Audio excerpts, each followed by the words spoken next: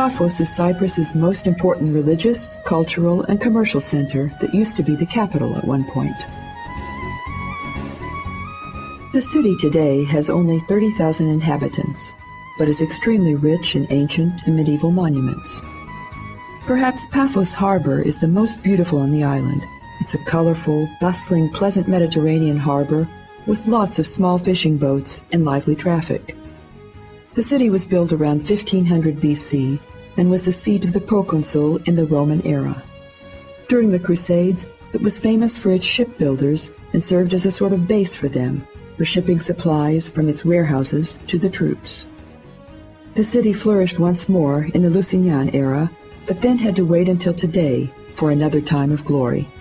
In 1984, an airport was built east of the city that was suitable for servicing private planes and charter planes, which led to the growth of tourism.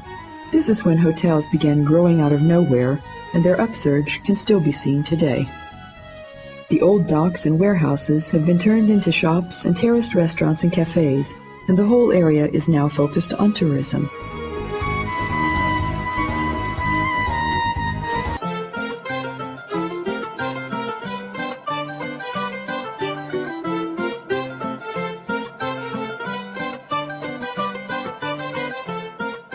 The excavation area in the south of the headland begins 100 meters from the pier. The unique findings on display were found by accident in the 1960s.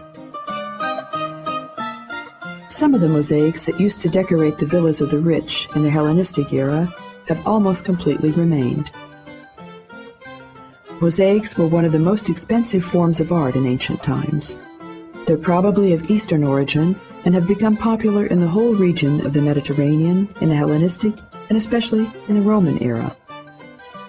The composition of the mosaic pictures, the production and selection of the small, colorful, square-shaped stones and pieces of glass, the adequate preparation of the ground, the placing, fastening, and chiseling of the stones requires great expertise and tremendous work. Mosaics were built by workshops employing several dozen workers and slaves. The pictures usually portrayed themes or scenes taken from mythology, but in one way or another, they were always directly connected to the function of the building or the occupation or rank of the owner. The fact that not only important public buildings were decorated by mosaics, but also many private villas, leads us to the conclusion that in those times, several Neo-Paphosians could afford this fashionable, yet extremely expensive luxury.